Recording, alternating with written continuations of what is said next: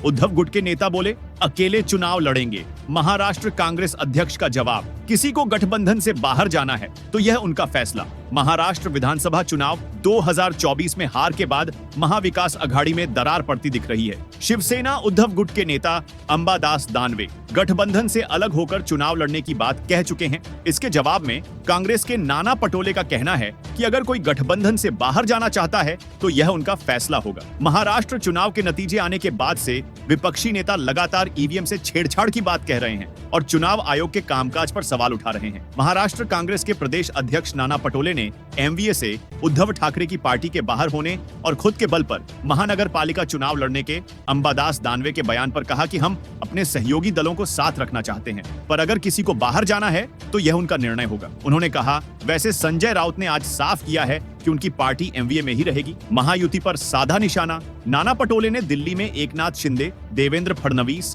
अजित पवार और अमित शाह की बैठक को लेकर कहा, महायुति को बहुमत मिला, फिर भी जल्दी सरकार नहीं बना पा रहे हैं। इनकी बैठक महाराष्ट्र के लिए नहीं बल्कि सरकार बनाकर कौन कितना महाराष्ट्र को लूट सकता है इस बात के लिए है। महाराष्ट्र को लूटने और दिल्ली के आका के मित्र को फायदा कैसे पहुंचाना है, इस पर यह सब बैठक करेंगे। इनको ना महाराष्ट्र की कुछ पड़ी है ना जनता की समस्याओं की। चुनाव आयोग की भूमिका पर सवाल। महाराष्ट्र विधानसभा चुनाव 2024 में हार के बाद कांग्रेस ने चुनाव आयोग की भूमिका पर शक जताया है और सवाल उठाया है कि शाम 5:30 बजे के बाद 87 लाख से ज्यादा वोट पड़े। यह कैसे हुआ? चुनाव आयोग सबूत दे। इसके खिलाफ कांग्रेस विरोध प्रदर्शन करेगी और कानूनी लड़ाई भी लड़ेगी। सीएम चेहरा होता तो बेहतर होता। महाराष्ट्र कांग्रेस के कार्यकारी अध्यक्ष नसीम खान ने कहा, मैंने चांदीवाली से चुनाव लड़ा, मैं 20,000 वोट से हार गया। अब मैंने वीवीपैट जांच की मांग की है, मुझे शक है कि गड़बड़ी की गई है।